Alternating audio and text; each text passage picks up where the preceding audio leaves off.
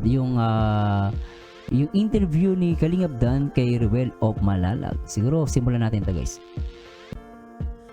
Ito din yung hinihintay ng mga bawat viewers natin, no? Yung ibalik tayo. natin yung dating ginagawa natin na if ever na hindi ka busy, kakaroon tayo ng banding time na ito na Banding magkakasama time? sa isang vlog or isang lugar. So next time ulit Insan. Next time pag pwede. Pag pwede. Siyempre pag free ka din, no. Okay. So ngayon Insan, kamusta ka naman? Kamusta ang takbo ng iyong charity vlogs? Yun. Sa ngayon okay naman, no. Talagang masasabi kong nag-i-improve naman yung channel natin. May mga pagbabago naman, and in terms naman sa mga achievements natin, sa ngayon may mga pinapagawa tayong mga bahay, 2 pabahay pa ito, sabay po na pinapagawa. Grabe no, sabay na pinapagawa ni Ruel of Malalag yung pabahay. At the same time guys, talagang nagagalingan ako sa kanyang paggawa ng sa editing wise gustong gusto ko yung pagkaka-edit niya dun sa yung kay Erica, yung batang 12 years old na nagkumukuha ng gabi, no, para lang may kumita ng 10 piso. Eto guys, totoo to, yung editing lang, ang galing ng pasok ng vlog ni Ruel of Malalag. Gusto ko.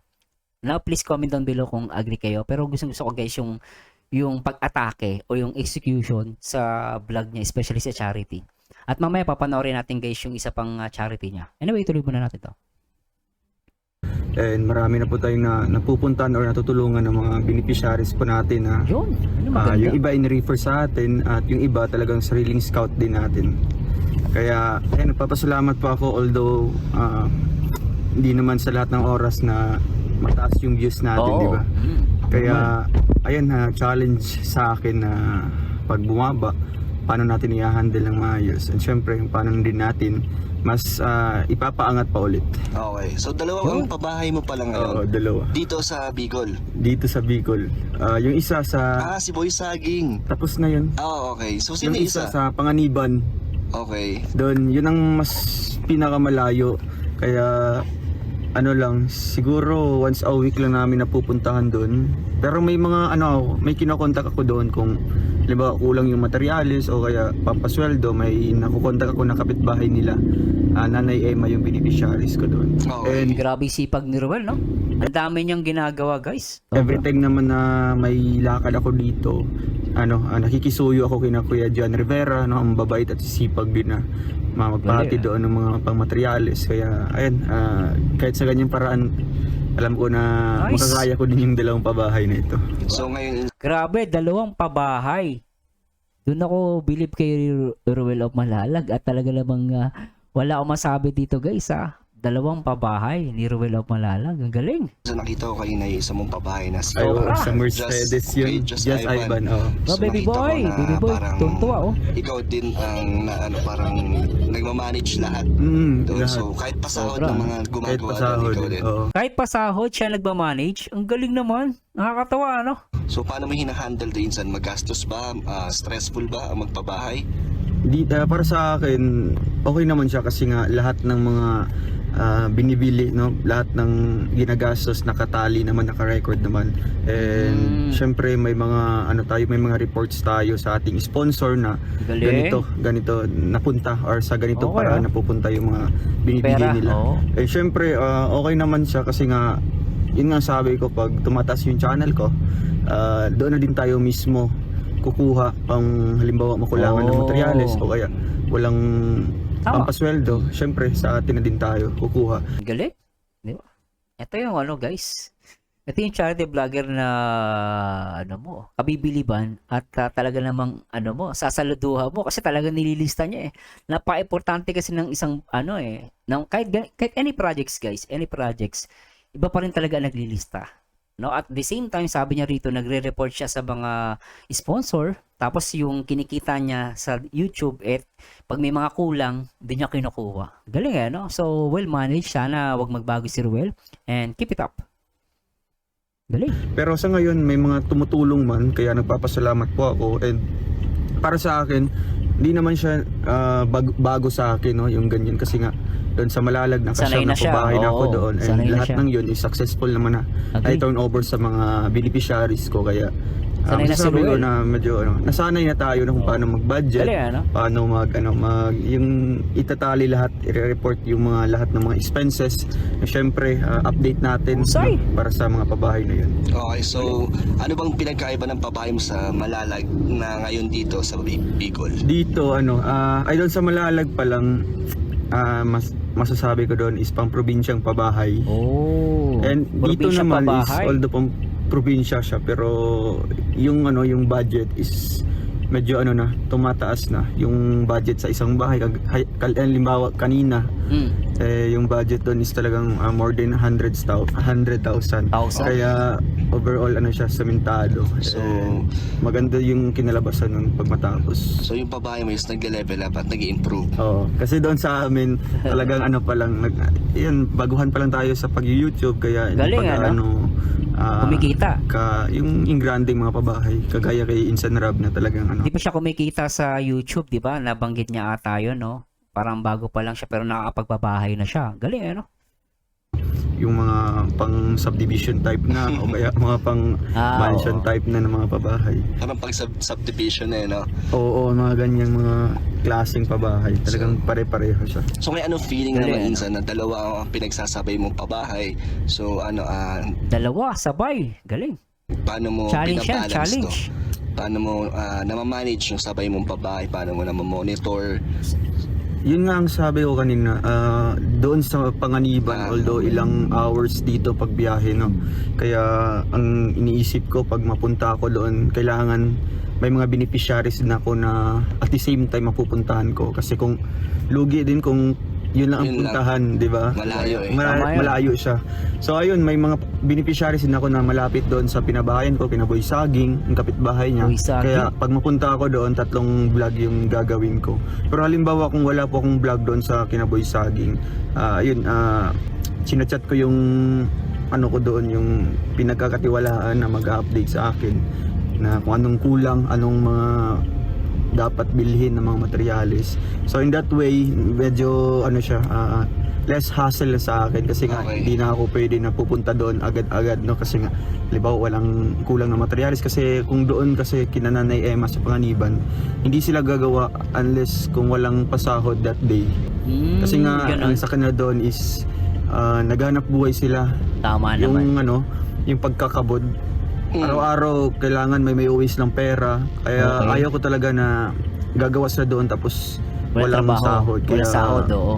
Kung walang sahod, talagang pinapupunta ko doon si Kuya Jan para mabigyan ka agad, para ipagpatuloy yung paggawa. Kasi wala naman akong ibang karpintero dito na makukuha, no? Hindi parehas doon kay Insan Rab na may talaga, yung may grupo talaga, grupo na. o may samaan Oo. talaga sila. So Yun ang wish ko din no, na sana yung parang yung kay Daddy Don na tinutulungan yung 5 magkakapatid na nakatira sa kulungan ng baboy. Kasi yung tatay construction worker eh. So I think no, para sa akin parang ang sarap kunin ni Ruel of Malalag yun.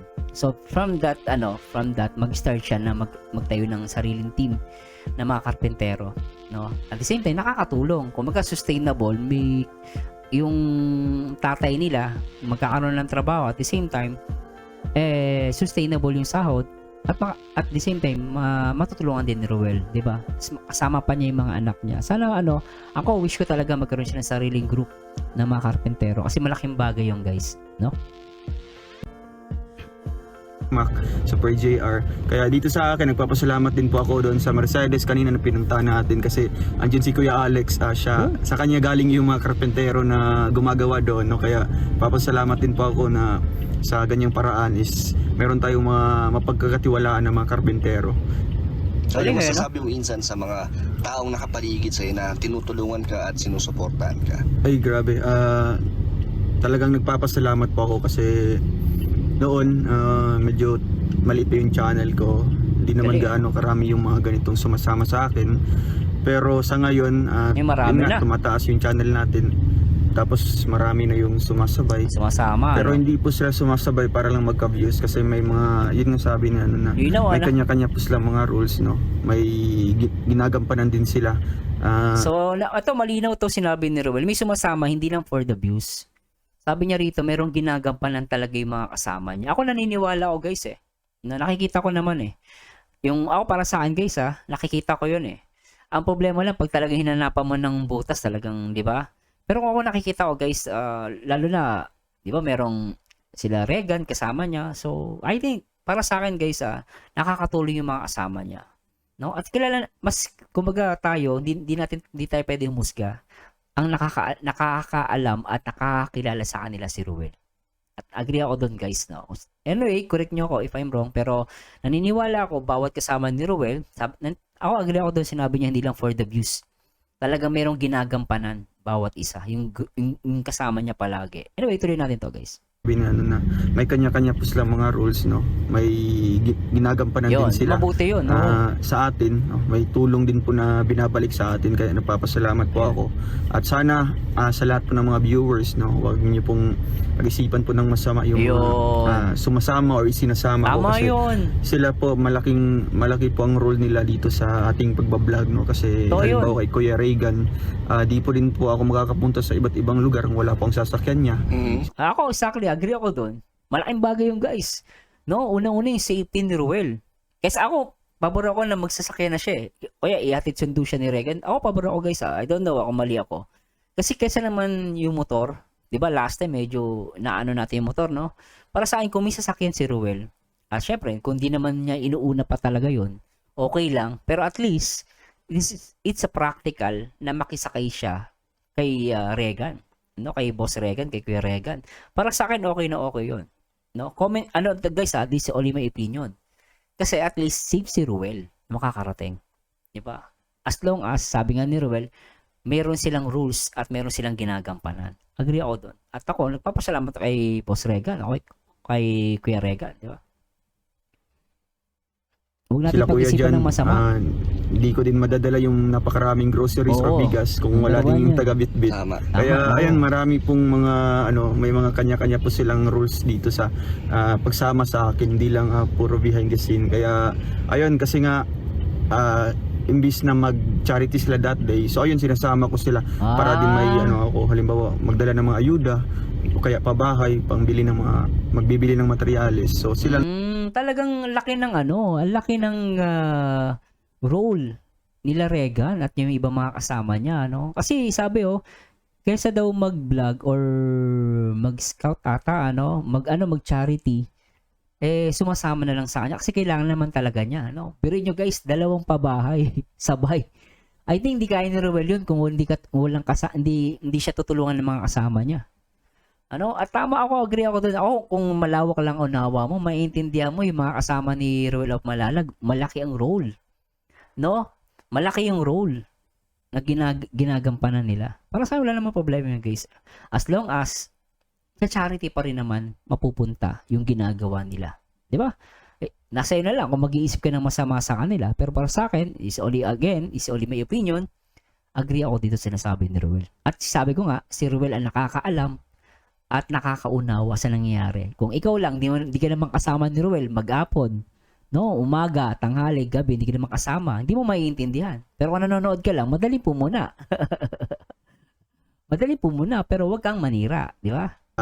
Imbis na mag-charity sila that day, so ayun, sinasama ko sila para din may halimbawa, magdala ng mga ayuda o kaya pabahay, magbibili ng materyales. So sila na yung mahakot doon. Kaya ayun, malaking tulong talaga sa atin ito. At yun guys, yung tulong na yun is a charity also. Charity din siya. Still a charity. Di ba guys? Charity pa rin naman yun eh. Kaya sabi nga ni Ruel, dapat mag-charity sila. Kaya lang, sinasamahan na lang siya. Dahil nga tinutulungan siya. Para sa akin, wala ko nakikitang mali doon. Sinasama ko at di naman sila napipilitan, no, kasi nga sila po mismo ang nagvo-volunteer na sasama, pero hindi naman natin lahat makikater, no, or maisasakay doon sa sasakyan. Okay. So o nga pala, insan na interview din si Kuya Regan. At yun nga, na-mention niya yung pagsama niya sa'yo. Sabi niya ikaw ay handang tulungan ng mga partners na maangat ang kanilang channel at views. Sabi niya nga Bakit hindi Ruel, ka daw nag-worry kung bumaba man ang views mo, hanggat kaya mong tulungan yung isang tao or isang charity vlogger, tatanggapin mo at isasama mo sa grupo mo. Oo, kasi halimbawa ganyan kasi yan mga kalingap. Ito na, gusto ko makapakinggan doon tong explanation ni Ruel. Ang galing ni Ruel, Yun nga, hindi na siya nagmamatter sa akin kung darating man yung time na bumaba yung views natin, kasi alam ko normal yan, no, sa isang YouTuber Yes, na agree. hindi sa lahat ng oras Oo. is papanig sa iyo yung kapalaran, no, na tataas Agree, yung ano mo, oo. na palaging nakataas yung yung views mo. So ayun, hanggat andito Baka pa yung open-minded ni Ruel, opportunities ano? na medyo Open-minded. may kalakasan pa yung views natin. Siyempre gusto ko i-share din sa mga kasamahan ko na mga maliliit pa lang. At least man lang, meron akong maibigay sa kanila na halimbawa mga supporters din na sumusuporta sa akin. Gusto ko din na maibigay din sa kanila, no, na sila din ang suportahan, kasi nga gusto ko po ma-share yung views ko, no, sa mga iba. Kahit man po halos lahat mag-interview sa akin, okay lang, basta't makakatulong ko sa kanila. Grabe, no? Kahit halos lahat mag-i-interview sa akin. Basta makatulong siya. And then, makatulong talaga yung iniisip ni Ruel, no? Hindi siya selfish, no? Hindi siya makasarili. Talagang sabi niya, tsaka dito, natuwa ako sa kanya, napaka-open-minded niya. At naka-abroad, napaka-malawak ng kanyang pag-iisip.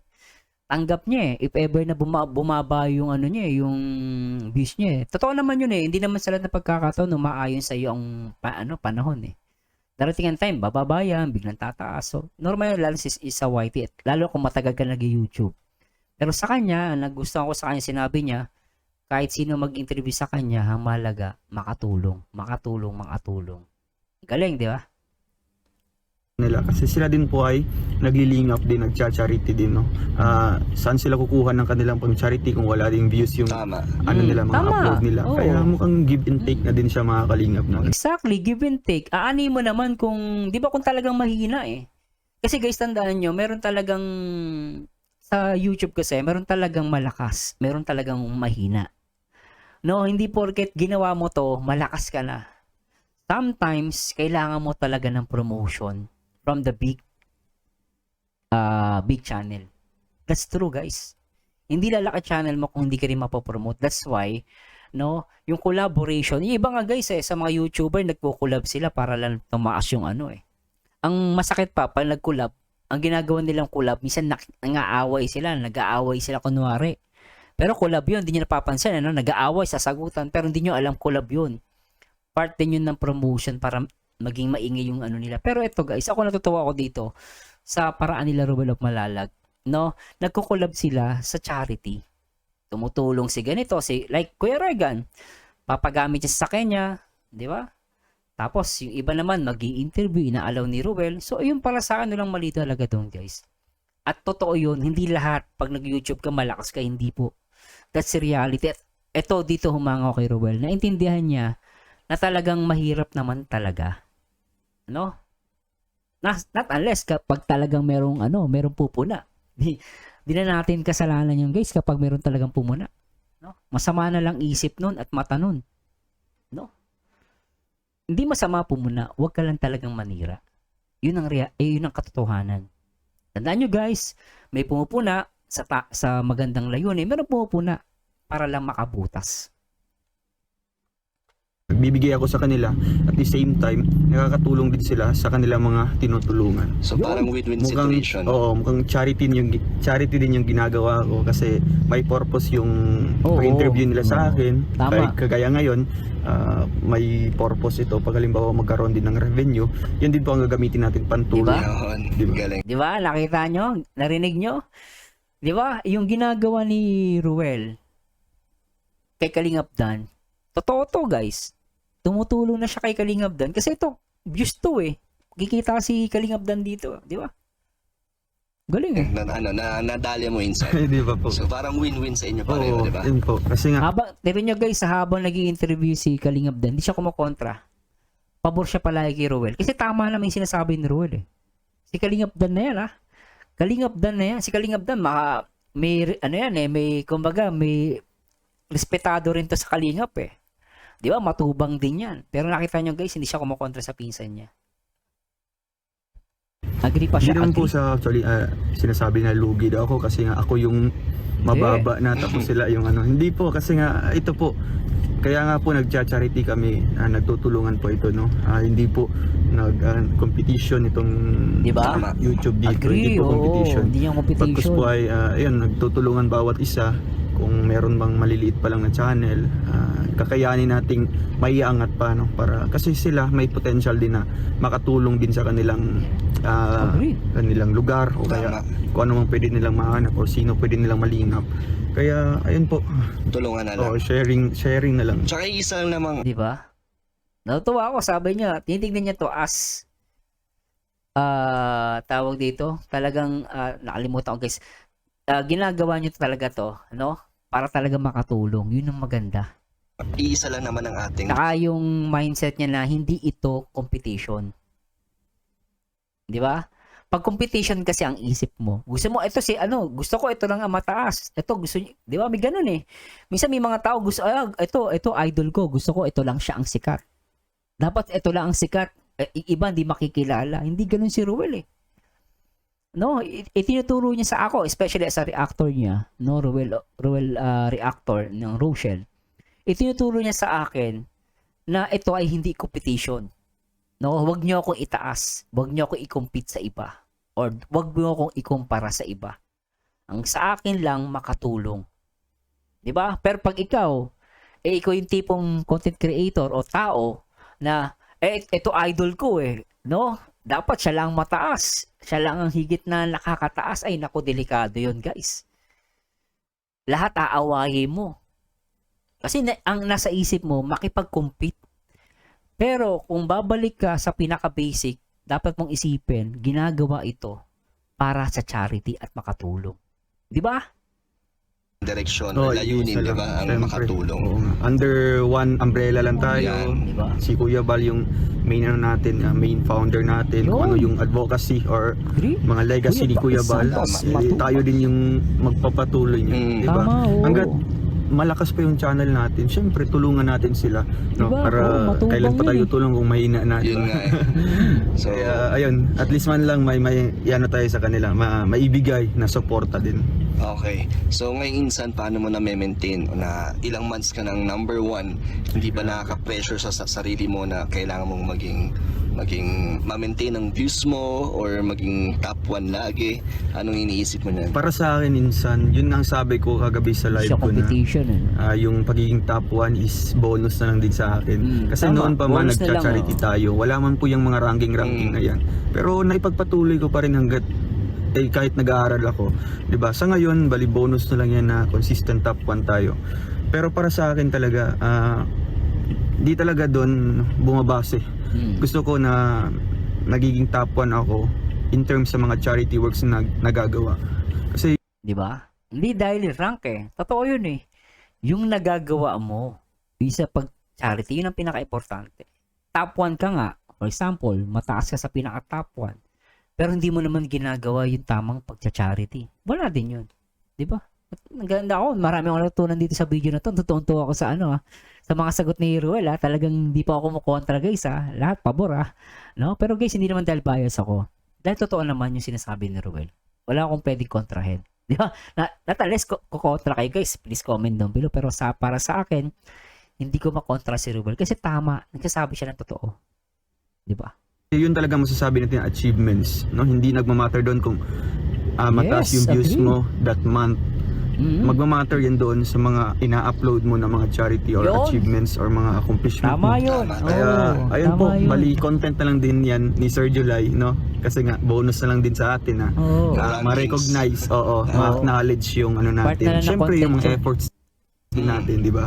Pero para sa akin, mas magandang tingnan kung magta-top 1 ka in terms sa mga charity na ginagawa mo. Exactly, Tama. oh. Bale, kay Sir July nakakatuwa din sa atin Nakakatuwa na din. napapansin niya ang mga channels Siyempre. natin, yung views natin. Kasi- Pero tama ka nga na ang pinaka magandang basihan dyan is yung nagawa mo sa iyong Nagawa channel bilang isang charity vlogger. Kasi aanhin mo man yung halimbawa mataas na views tapos wala namang charity, di ba po? Hindi naman siya, hindi man ang pangkalahatan, Tama, oo. pero yun nga, bumabase dito sa mga achievements natin. Pero syempre, Aanin mo nga naman yung boys, wala ka naman charity. yung ginagawa ni Sir July, isang malaking tulong din yun para sa mga Oo. maliliit pa lang, Tama. magiging motivation nila, no? Magiging inspiration nila yon para halimbawa pamarisa, no, kaya mas mas magpupursige pa sila. Mas lalong ganahan. Oh, mas kasi lalong gaganahan sila sa ginagawa nila dahil yun nga, may mga inspiration sila na gusto nila magiging ganito para at least man lang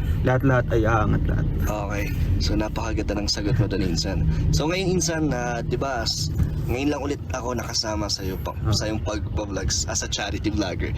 So kanina napansin ko is maganda or nag-improve ka talaga. Yeah. So paano mo na-improve ang sarili mo? Paano mo na-enhance ang pag-interview pagdating sa charity? Yun nga, Insan, siguro dahil sa mga yung nanonood din ako ng mga charity vloggers din, no? Nandun si Insan Rap, good. si Pugong Biyahero, yung mga That's good, very good yun, no? Nanonood siya ng iba. Okay, paano nila yung ibigay Right. yung emotion, no? Paano nila Yun. I-deliver. paano sila mag-approach sa mga tao. Okay. Siguro na-adapt ko doon, and siguro sa akin bali ano pa lang yun, yung di naman siya actually na perfect talaga, kasi every time na mag-interview ako mayroong mga dull moments, kaya nag-iisip ako minsan, pero alam ko na maano ko din na ma-conquer ko din yung mga ganyan, kasi dito nga, no, hindi naman perfecto. Alright. Talagang maliit pa yung channel natin, and syempre unti-unti pang nag-improve. So, pero lagi naman para sa is learning stage. Oo, yes nga, kasi nga bali araw-araw nagli-learn tayo, no, kung anong mga techniques, anong mga tips, kasi nga mas dito nag-i-improve ako, no, nung pumunta ako dito sa Daet, mas